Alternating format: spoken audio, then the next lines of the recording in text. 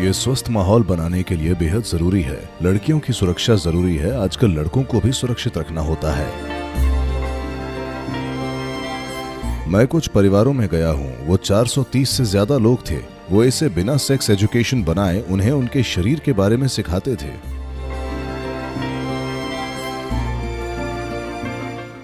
अलग अलग स्तर पर दुरुपयोग हो रहा है, धोखाधड़ी हो रही है।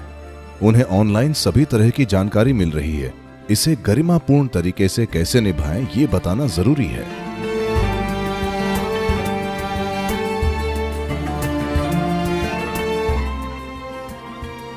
आपके बारे में कहा जाता है कि सद्गुरु किसी भी विषय पर बात कर सकते हैं।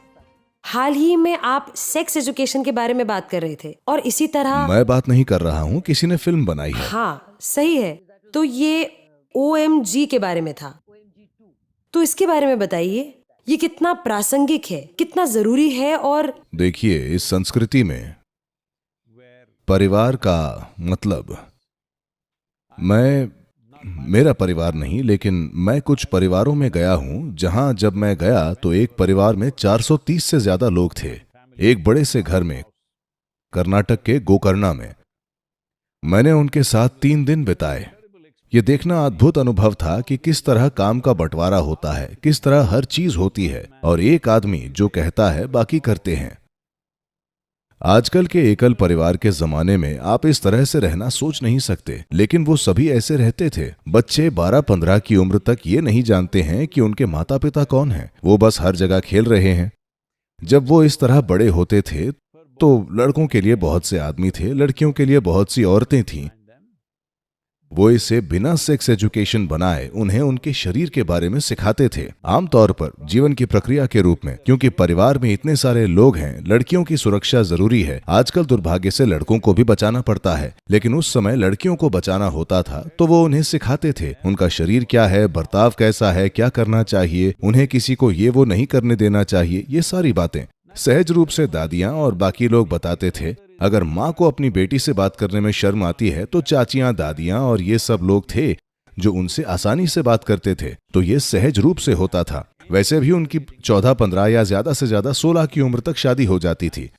तो जो भी उन्हें जानना होता था उन्हें पता होता था। तो जिंदगी इस तरह चलती थी।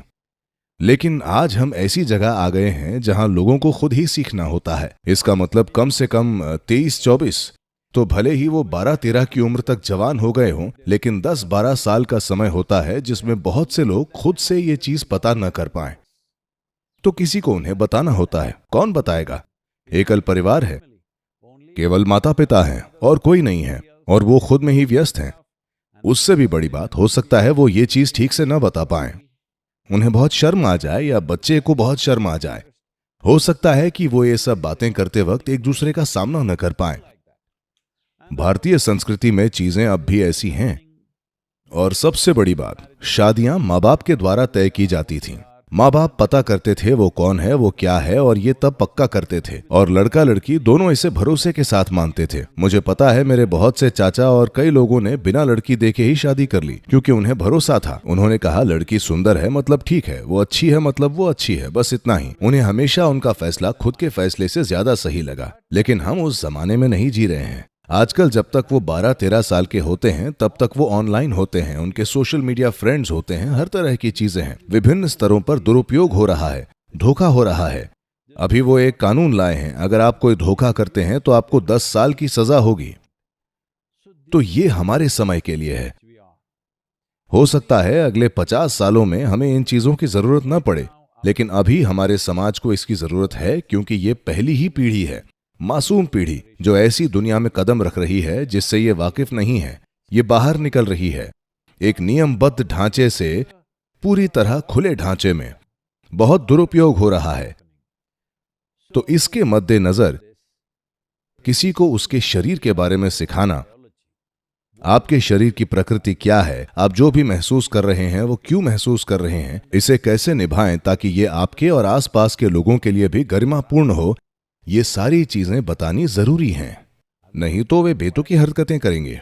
सबसे बढ़कर वो खुद को चोट पहुंचाएंगे, वो दोषी महसूस करेंगे, वो जूझते रहेंगे। ये सारी चीजें, मुझे लगता है कि कोई भी शिक्षा अच्छी शिक्षा है, जिसकी जरूरत है वो सिखाया जाना चाहिए, नहीं तो ये कैसे होगा। शिक्षा का तरीका क्या हो, ये तरीका समय के साथ बदलता रहता है।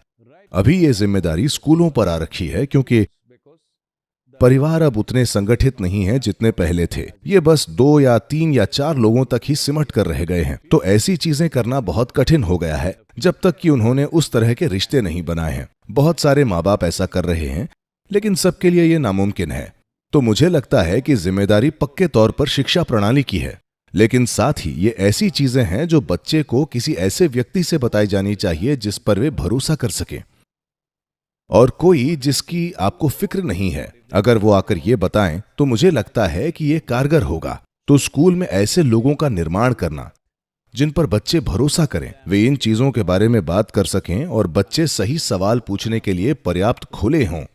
I think this is very needed to create a healthy situation. मुझे लगता है कि ये सही माहौल बनाने के लिए, खासकर लड़कियों को किशोरावस्था में सुरक्षित रखने के लिए और उन्हें कई तरह की फैलने वाली बीमारियों से और ऐसी चीजों से बचाने के लिए जरूरी है। नहीं तो उन्हें ऑनलाइन बेतुकी जानकारी मिल रही है, वो हर चीज पर रिसर्च कर रहे हैं, जो भी उनका मार्गदर्शन करता है ये इसी तरह चलता है। बेहतर होगा कि कम से कम एक जिम्मेदार व्यक्ति ये कहे, भले ही आप उसे नापसंद करें, कम से कम एक व्यक्ति अगर वो गलती करता है तो आप उसे जिम्मेदार ठहरा सकते हैं। आप ऑनलाइन किसी को जिम्मेदार नहीं ठहरा सकते, लेकिन ये समाज में होना जरूरी है, क्योंकि हमारा समाज एक चौराहे पर खड़ा है। औरतों की ये पहली पीढ़ी है जो घर के बाहर निकलकर काम पर जाती है। उन्हें शिक्षित करना जरूरी है। वो वयस्क हो सकती हैं, लेकिन फिर भी बहुतों को नहीं पता कि दुनिया कैसे चलती है, और उनका बहुत आसानी से दुरुपयोग किया जा सकता है, और ऐसा हर दिन हो रहा है। और छोटी लड़कियां बड़ी लड़कियों से बेहतर शिक्षित हैं, क्योंकि शायद उनकी जानकारी तक पहुंच ज्यादा है।